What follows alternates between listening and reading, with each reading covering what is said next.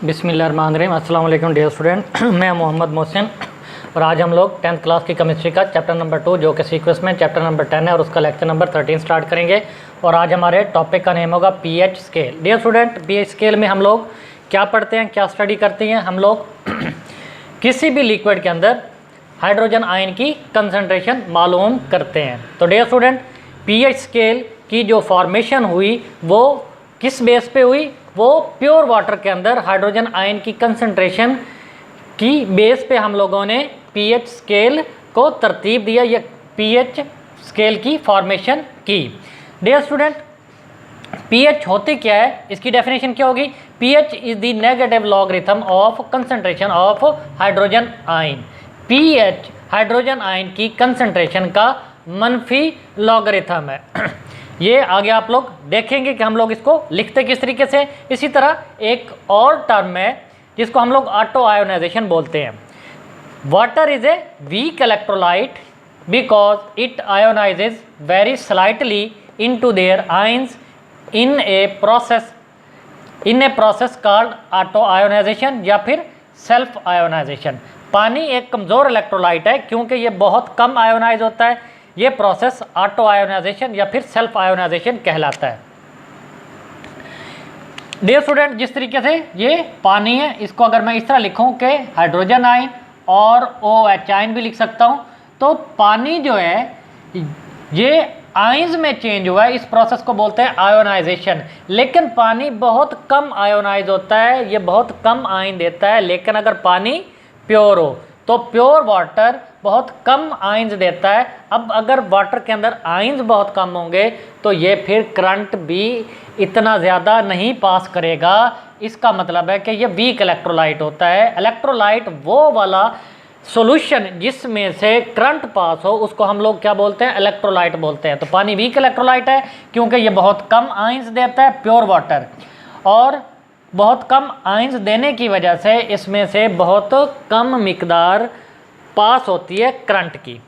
अब ये किस तरीके से हम लोगों ने पीएच स्केल तरतीब दिया, ये हम लोग इसकी फॉर्मेशन लिखेंगे।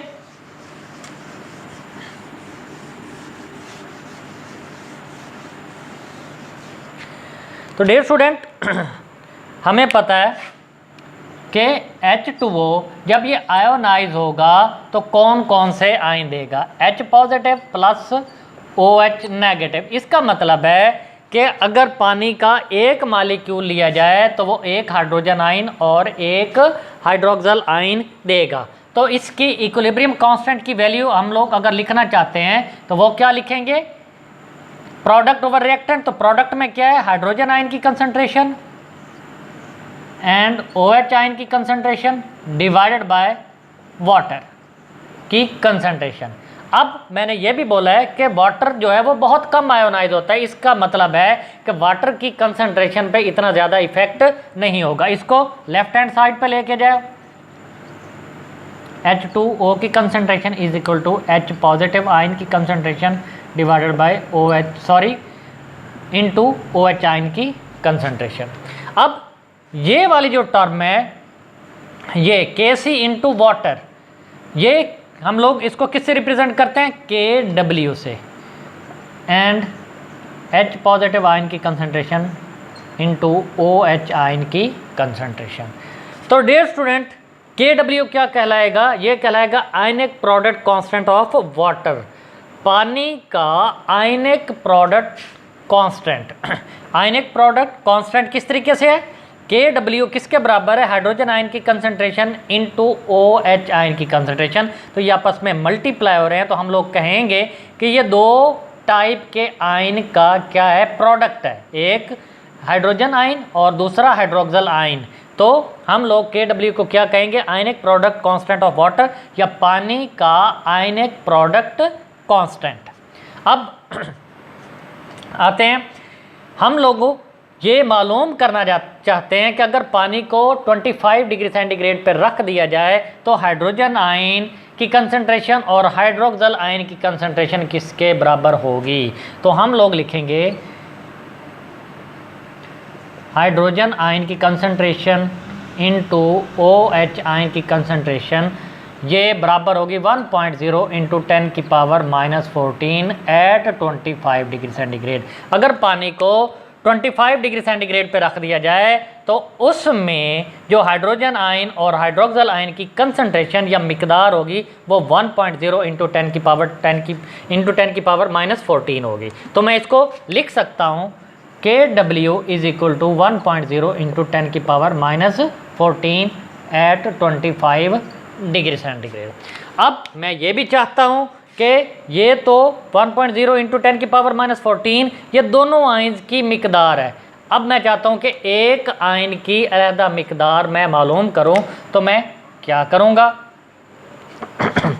मैं एक मालिक्यूल लेता हूँ पानी का, तो वो क्या करेगा, एक मालिक्यूल अगर पानी का होगा तो वो किसके अंदर चेंज होगा, hydrogen ion into hydroxyl ion. इसका मतलब है दोनों की मिकदार बराबर है, हाइड्रोजन आयन भी एक है, हाइड्रोक्सल आयन भी एक है। तो मैं लिख सकता हूँ हाइड्रोजन आयन की कंसंट्रेशन बराबर होगी हाइड्रोक्सल आयन की कंसंट्रेशन के।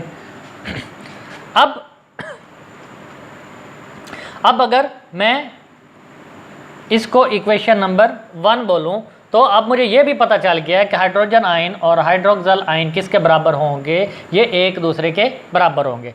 अब मैं हाइड्रोजन आयन और हाइड्रोक्सल आयन अगर बराबर हैं तो इक्वेशन नंबर 1 में मैं हाइड्रोक्सल आयन की जगह पे क्या कहूँगा, लिखूँगा हाइड्रोजन आयन। तो हाइड्रोजन आयन की कंसंट्रेशन इंटू हाइड्रोजन आयन की कंसंट्रेशन 1.0 इंटू 10 की पावर -7। ये इक्वेशन नंबर मैंने 1 दोबारा लिख ली, लेकिन हाइड्रोक्सल आयन की जगह पे मैंने हाइड्रोजन आयन ही लिखे। अब ये क्या हो गया, हाइड्रोजन आयन का स्क्वायर, हाइड्रोजन आयन की कंसंट्रेशन का स्क्वायर इंटू 1.0 इंटू 10 की पावर -7। अब मैं चाहता हूँ एक हाइड्रोजन आयन की कंसंट्रेशन मेरे पास आए, तो मैं क्या करूँगा, दोनों साइड्स पे मैं अंडर रूट ले लूँगा। तो taking under root both side, दोनों अतराफ अंडर रूट या जज़र लेने से क्या होगा, ये हाइड्रोजन आयन की concentration is equal to 1.0 into 10 की पावर यहाँ पे 14 था, तो ये कितना आ जाएगा, -7। ये अंडर रूट ख़त्म होगा तो ये इससे अंडर रूट ख़त्म हो जाएगा, जबकि -14 की जगह पे -7 और 1 का अंडर रूट 1 नहीं होता है। तो ये हाइड्रोजन आयन की कंसंट्रेशन इसके बराबर आ जाएगी। अब ये वैल्यू आप लोग देखें हाइड्रोजन आयन की कंसंट्रेशन, तो ये 1.0 इंटू 10 की पावर -7 है। अब इसको मैं कन्वर्ट करना चाहता हूँ होल नंबर के अंदर, क्योंकि ये वैल्यू जो है ये बहुत कम वैल्यू मुझे नज़र आ रही है, क्योंकि 10 की पावर -7 है। इसको मैं होल नंबर के अंदर कन्वर्ट करना चाहता हूँ, तो होल नंबर में कन्वर्ट करने के लिए मैं लॉग लूँगा। तो taking log both sides, log hydrogen ion की concentration is equal to log 1.0 into 10 की पावर -7। तो लॉग हाइड्रोजन आयन की कंसंट्रेशन इज इक्वल टू, ये लॉग अंदर ऑपरेट होगा तो लॉग पहले 1 पे भी ऑपरेट होगा, फिर 10 की पावर -7 पे भी, तो log 1 ये मल्टीप्लाई किस में चेंज हो जाएगा, प्लस के अंदर, log 10 की पावर -7। अब क्या होगा, अब log हाइड्रोजन आयन की concentration is equal to log 1 0 होता है, और जब log 10 और 10 की पावर -7 होगा तो -7 सामने आ जाएगा, -7 इंटू log 10। तो मैं इसको किस तरह लिख सकता हूँ, -7 और log 10 क्या होता है 1, तो ये -7 हो जाएगा। अब मेरे पास वैल्यू क्या आ गई,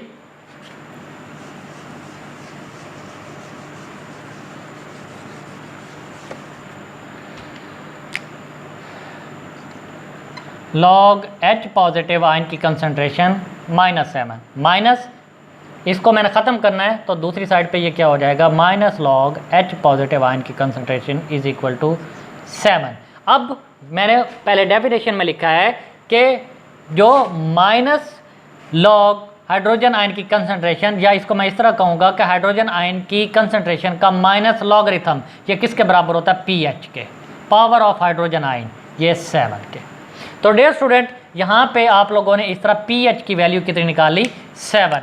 अब मैं चाहता हूँ कि POH की वैल्यू भी निकालूं। तो POH की वैल्यू किस तरह निकलेगी, मैं बिल्कुल सेम वही प्रोसेस करूंगा। किस तरह, यहीं से मैं ऑपरेट करता हूं।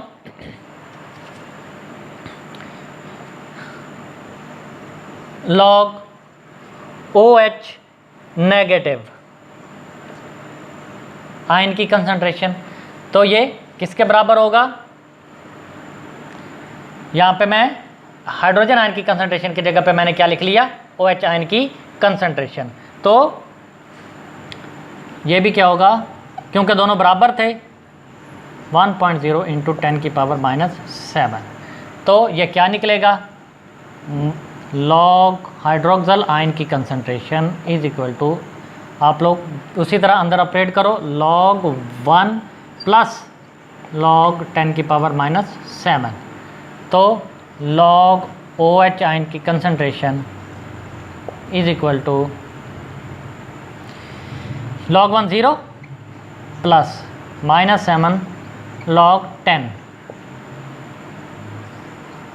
log OH आयन की कंसंट्रेशन इज इक्वल टू, ये log 10 1 होता है तो -7 इंटू 1, तो log OH आयन की concentration is equal to -7, minus इधर आके मल्टीप्लाई हो जाएगा। सो माइनस, ये इधर -7 है, माइनस को इधर लेके जाओ तो ये माइनस log OH आयन की कंसंट्रेशन इज इक्वल टू 7। और जिस तरीके से pH था, क्या था, हाइड्रोजन आयन की कंसंट्रेशन का नेगेटिव लॉगरिथम, इसी तरीके से अगर ये हाइड्रोक्सल आयन की कंसंट्रेशन का नेगेटिव लॉगरिथम होगा तो इसको मैं रिप्रेजेंट करूंगा POH से। तो ये क्या होगा, POH minus log OH negative ion की concentration POH is equal to 7। अब मेरे पास दो वैल्यू आ गई, pH भी और POH भी। तो pH प्लस POH ये किसके बराबर होगा, 7 प्लस 7। तो pH प्लस POH ये 14 के बराबर होगा। तो मेरे पास pH एंड POH दोनों का जो सम है वो किसके बराबर है, 14 के बराबर। तो डियर स्टूडेंट, 1 से लेके 14 तक स्केल होता है, 1 to 14 ये स्केल होता है। और इसी स्केल की बेस पे हम लोग मुख्तलिफ लिक्विड्स को आइडेंटिफाई करते हैं कि ये एसिडिक है या बेसिक है। तो डियर स्टूडेंट, इसको मैं नेक्स्ट लेक्चर में आप लोगों को बताऊंगा कि एसिडिक सोल्यूशन हो तो उसकी pH की वैल्यू क्या होगी, या अगर बेसिक सोल्यूशन हो तो उसकी pH की वैल्यू क्या होगी। तब तक अल्लाह हाफ़िज़।